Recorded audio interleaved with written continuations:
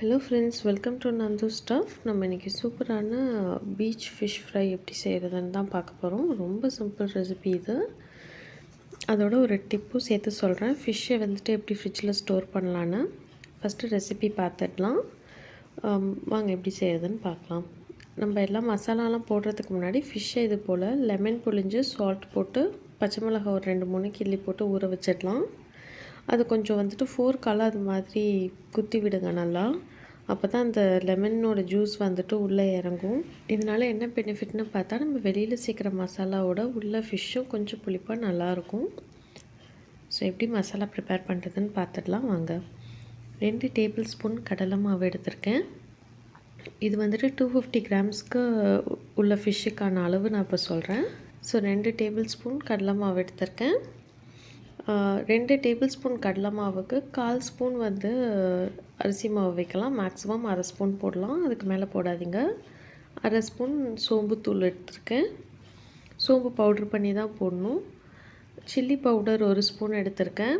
இது காஷ்மீரி பவுடராக இருந்தால் நீங்கள் ஃபுட் கலர் ஆட் பண்ண தேவையில்லை. ஃபுட் கலர் ஆப்ஷனல் தான், வேணும்னா ஆட் பண்ணிக்கலாம். மஞ்சத்தூள் கொஞ்சமாக எடுத்திருக்கேன், ஒரு 1/4 ஸ்பூன் கிட்ட. உப்பு தேவையான அளவு. நான் ஃபுட் கலர் இதில் ஆட் பண்ணுறேன் பிகாஸ் அது காஷ்மீரி பவுடர் கிடையாது. ஸோ கொஞ்சமாக ஃபுட் கலர் ஆட் பண்ணியிருக்கேன். இப்போ இது எல்லாத்தையுமே ட்ரை பவுடராகவே எல்லாத்தையும் மிக்ஸ் பண்ணிக்கலாம். ஒரு ஸ்பூன் வச்சு எல்லாத்தையும் நல்லா லம்ஸ் இல்லாமல் கிளியராக மிக்ஸ் பண்ணி விட்டுருங்க. நல்லா பொடி பண்ணியிருக்க நல்லா மிக்ஸ் பண்ணியிருக்கணும் எல்லா பொடியும். இல்லைனா நமக்கு சால்ட் அங்கங்கே திட்டாக இருக்கும். ஸோ இதை நல்லாவே மிக்ஸ் பண்ணிக்கோங்க. இப்போ நம்ம அந்த ஊற வச்ச ஃபிஷ்ஷை நல்லா வாஷ் பண்ணிவிட்டு இந்த மசாலாவில் ஃப்ரண்ட் அண்ட் பேக் போட்டு நம்ம பெரட்டி எடுத்து வைக்கலாம். ஃபிஷ்ஷில் ரொம்ப தண்ணி இருக்கக்கூடாது, பட் லைட்டாக இருக்கிறத பற்றி ஒன்றும் கிடையாது. ரொம்ப சொட்ட தண்ணியாக இருக்கக்கூடாது. இது போல் ஃப்ரண்ட் அண்ட் பேக் நல்லா பெரட்டிட்டு தனியாக எடுத்து வச்சுருங்க. இது வந்துட்டு ஒரு 1/2 அன் ஹவர் வரைக்கும் இது மாதிரி சோக் ஆகணும் இந்த மசாலாவில். அந்த லெமன் சொன்னேன் இல்லையா, லெமன் பிழிஞ்சு சில்லிலாம் போட்டு சோக் பண்ண சொன்னேன் இல்லையா, அது ஒரு 1/2 அன் ஹவர் சோக் பண்ணலாம்.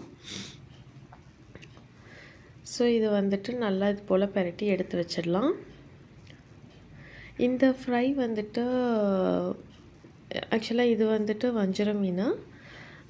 முள் பெருசாக இல்லாத மீன் எதுவாக இருந்தாலுமே இதுமாரி ஃப்ரை பண்ணால் கிட்ஸுக்கும் ரொம்ப பிடிக்கும் சாப்பிட்றதுக்கு. ரொம்ப சிம்பிளான ரெசிபியும் கூட இது. நம்ம இதுக்காக தனியாக எதுவும் மசாலாலாம் அரைக்க தேவையில்லை. ஊற வச்ச ஃபிஷ்ஷை கண்டிப்பாக வாஷ் பண்ணிவிடுங்க, பிகாஸ் அதுலேயும் சால்ட் இருக்கும். ஸோ நம்ம அதை ஃப்ளஷில் சோக்கானதே போதும். ஓகே, இது போல் நல்லா பெரட்டிடணும். சைடில் மறந்துடாமல் சைட்லேயும் பெரட்டிடணும். எக்ஸஸாக இருக்கிற பவுடர் வந்துட்டு இது போல் மேலே போட்டு விட்டுருங்க. அதில் இருக்க தண்ணினால் அது அப்படியே கொஞ்சம் அப்சர்வ் பண்ணிவிடும். ஒரே இடமா போட்டுறாமல் கொஞ்சம் ஸ்ப்ரெட் பண்ண மாதிரி போட்டுருங்க. ஸோ இது நல்லா ஊறட்டும் ஒரு 1/2 அன் ஹவர். ஊறினதுக்கப்புறம் அப்படியே ஃபுல்லாக ஆரஞ்ச் ஆகிடும். இந்த பவுட்ரே வெளியில் தெரியாது. பேனில் ஆயில் விட்டுக்கலாம். ஆயில் வந்துட்டு ரொம்ப ஓவர் ஹீட் பண்ணிடக்கூடாது. லோ ஃப்ளேமில் தான் வச்சு குக் பண்ணணும். ஸோ ரெடி ஆகிடுச்சு. நல்லா சோக் ஆகி கலர் நல்லாயிருக்கு பார்க்க. இப்போ இதை வந்துட்டு ஆயிலில் போட்டுடலாம். ஆயிலில் போட்ட உடனே நம்ம பெரட்டி விட வேணாம். ஒரு 1 மினிட் கழித்து நீங்கள் லேசாக இப்படி எடுத்து மட்டும் விடுங்க, பெரட்டி விட வேணாம். ஏன்னா அது லேசாக போய் செட்டில் ஆகிற மாதிரி இருக்கும் நமக்கு பேனில். ஸோ இப்படி லேசாக எடுத்து விட்டால் போதும். ஹை ஃப்ளேமில் வச்சு பண்ணோம்னா வெளியில் ஃபுல்லாக ப்ரௌன் ஆகிடும், உள்ளே ஒரு மாதிரி ரொம்ப ஆயிலியாக இருக்கும். ஸோ மீடியம் ஃப்ளேமில் இல்லை லோ ஃப்ளேம்லேயே வச்சு செய்யுங்க. Okay, fish ready. ட்ரை பண்ணி பாருங்கள் ஃப்ரெண்ட்ஸ், ரொம்ப டேஸ்டியாக இருக்கும் இது. ஸோ நானே சொல்லக்கூடாது, நீங்களும் செஞ்சு பார்த்துட்டு எப்படி இருக்குன்னு சொல்லுங்கள். இது கூட வந்துட்டு ஃபிஷ்ஷை எப்படி ஸ்டோர் பண்ணலாம் அப்படிங்கிற டிப்பும் நான் சொல்கிறேன் இப்போது. யூஸ்வலாக இந்த ஃபிஷ் ஃப்ரை பண்ணிவிட்டு சர்வ் பண்ணுறதுக்கு முன்னாடி கொஞ்சம் மேலே லெமன் அண்ட் பெப்பர் போட்டுக்கோங்க. பெப்பர் தூவிட்டு லெமன் லேஸாக புழிஞ்சு விட்டுக்கோங்க. டேஸ்ட் நல்லாயிருக்கும்.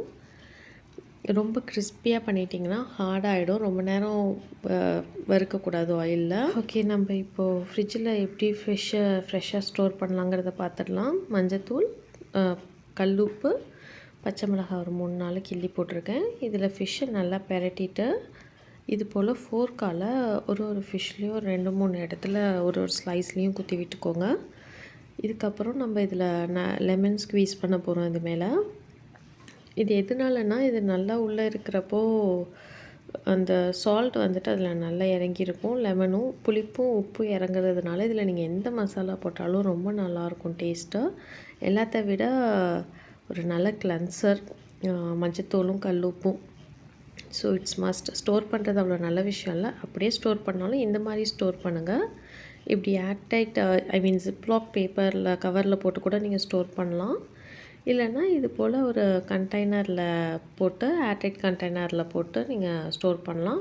நீங்கள் எடுத்து குக் பண்ணுறப்போ இதை வாஷ் பண்ணிவிடுங்க. நல்லா 1 or 2 டைம்ஸ் வாஷ் பண்ணிவிடுங்க. அந்த ஃப்ளஷில் வந்துட்டு லேசாக சால்ட்டும் புளிப்பும் இறங்கியிருக்கும். ஸோ அதுவே போதுமானது. But it's must to wash it. ரொம்ப நாள் ஃப்ரெஷ்ஷாக இருக்கும். ட்ரை பண்ணி பாருங்கள். ஓகே ஃப்ரெண்ட்ஸ், இந்த வீடியோ பிடிச்சிருந்தால் லைக் பண்ணுங்கள், கமெண்ட் பண்ணுங்கள், ஷேர் பண்ணுங்கள், மறக்காமல் சப்ஸ்கிரைப் பண்ணுங்கள்.